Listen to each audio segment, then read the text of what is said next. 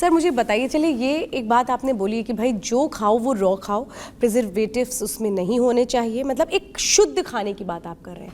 लेकिन सर मानिए नहीं कोई अगर कर पा रहा है, उस जिसके पास अब नहीं उस तरीके की चीज़ें कि फार्मर्स के पास डायरेक्टली जा पाए या उस तरीके का रिसोर्स नहीं है, वो एट प्रेजेंट क्या करें, तुरंत क्या करें? देखिए, स्वास्थ्य का ना क्विक फिक्स सॉल्यूशन होता नहीं है। सच ये है, जितने घंटे आप मॉल घूमने में लगाते हो, आप जोड़ लीजिएगा पर वीक, जितने घंटे आप मोबाइल पे ज़ॉम्बी स्क्रॉलिंग करने में लगाते हो, ज़ॉम्बी स्क्रॉलिंग का मतलब बिहेडेड, आपका दिमाग नहीं काम कर रहा है, जस्ट इंस्टा, फेसबुक, व्हाट्सएप पे स्क्रॉल कर रहे हैं बेवजह, उस टाइम को जोड़ लीजिएगा, एक हफ्ते, उसको करिएगा महीने, और उतने घंटे का 10% समय मेरी बात कहने पे फार्मर के पास चले जाइए। किसान के पास इतना समय तो दे सकते हैं ज़ॉम्बी स्क्रॉलिंग से बच के। ज़ॉम्बी स्क्रॉलिंग, सर ये बहुत इंटरेस्टिंग वर्ड है, लेकिन ये कैसे इम्पैक्ट डाल रहा है? चलिए, मैं तो आपने बोला लोगों को कि भाई जो अपना ज़ॉम्बी स्क्रॉलिंग है, मतलब जो वर्ड आप यूज़ कर रहे हैं, उससे बच करके दूसरा काम कर लो तो हम जाके स्वस्थ रहो। लेकिन ये ज़ॉम्बी स्क्रॉलिंग किस तरीके से लोगों को ज़ॉम्बी बना रहा है? श्वेता, इस पर 2 बहुत अच्छी स्टडी आई।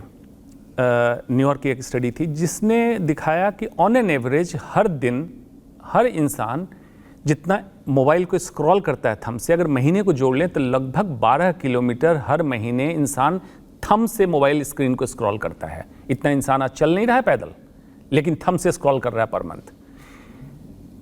उसको बीमारी होने लगी। 2 साइकेट्रिक डिजीज है जिसको कहते हैं nomophobia and phantom ring. Mobile phone, no mobile phone, मतलब उसको बार बार फील होता है मेरा फोन कहाँ गया, मेरा फोन कहाँ, बेचैन हो जाएगा। अक्सर होता है। Nomophobia, stress disorder, anxiety disorder, panic. Phantom ring, phantom मतलब झूठा, रिंग मतलब घंटी, उसको बार बार सुनाई देता है मेरे फोन की घंटी बज रही, कहाँ है फोन, देखा जाके फोन नहीं आया है, कोई फोन नहीं है, फैंटम रिंग। ये क्यों हुआ? हैबिट से एडिक्शन, एडिक्शन से ये बिल्कुल एंजाइटी एंड डिप्रेशन डिसऑर्डर में चला गया। आज 2012 में फ्रेंच न्यूरोसाइंटिस्ट ने एक टर्म कॉइन किया, डिजिटल डिमेंशिया। मतलब स्क्रीन टाइम के कारण आपको डिमेंशिया, डिमेंशिया का मतलब सिंपली आप मत समझिएगा भुलक्कड़पन। डिमेंशिया का मतलब भुलक्कड़पन, एकाग्रता में कमी, inability to concentrate, inability to think, नई सोच आप नहीं ला सकते हैं, क्रिएटिविटी जीरो। इन सब को मिला जुला के डिमेंशिया, डिमेंशिया का हिंदी शब्द है, कठिन है, मनोभ्रंश। आमतौर पे 60 साल से ऊपर में बुजुर्ग में जब ब्रेन की नसें सूखने लगती तो डिमेंशिया देखा जाता था। बाद में वर्ड आया pre senile dementia, Alzheimer disease, मतलब 60 से पहले ही इंसान को भुलक्कड़पन, एकाग्रता में बहुत सारे लोगों में होने लगी सर आजकल, होने लगी।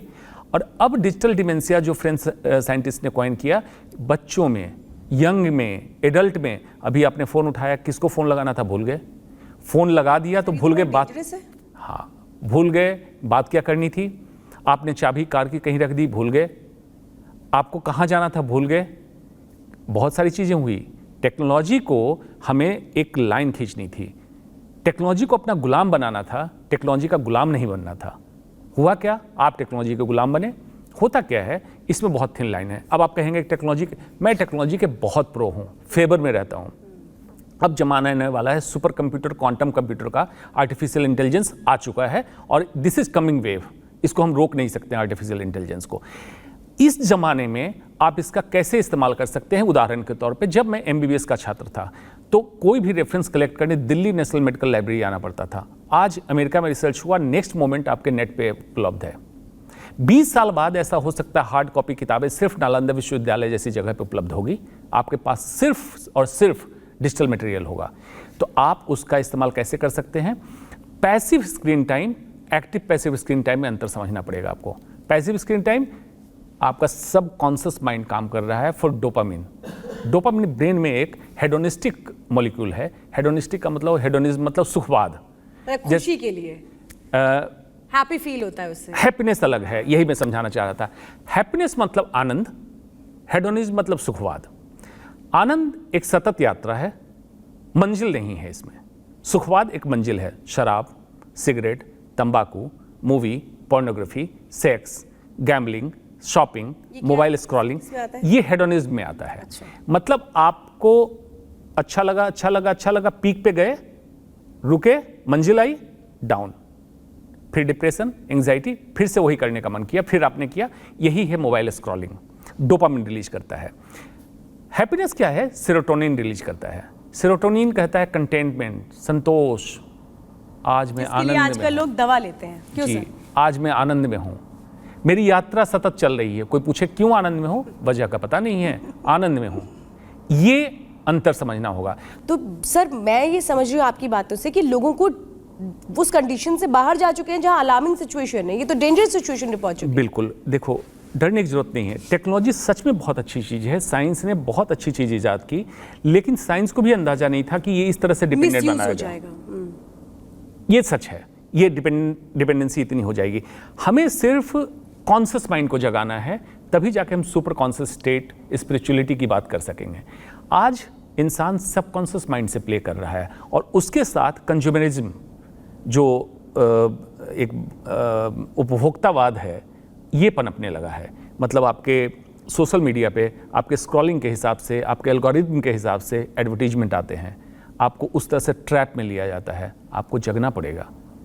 टेक्नोलॉजी का इस्तेमाल अपने फ़ायदे के लिए कीजिए, न कि दूसरों के फ़ायदे के लिए। सर जितनी बातों से आपकी समझ रही हूँ, एक आप ये मान रहे हैं कि इंसान चल फिर रहा है और उसकी आंखें खुली हुई हैं, लेकिन आप ये मान रहे हैं कि वो आदमी सोया हुआ है, नींद में चल रहा है। मतलब आपकी बातों से जो मुझे समझ में आ रहा है कि दरअसल जो लोग हैं वो एक्टिव नहीं है, माइंड से इनएक्टिव होकर काम कर रहे हैं। बिल्कुल, सिर्फ जाग रहे हैं, चल रहे हैं, लेकिन क्या करना है, कैसे करना है, क्यों करना है, इसका पर्पस खत्म हो चुका है।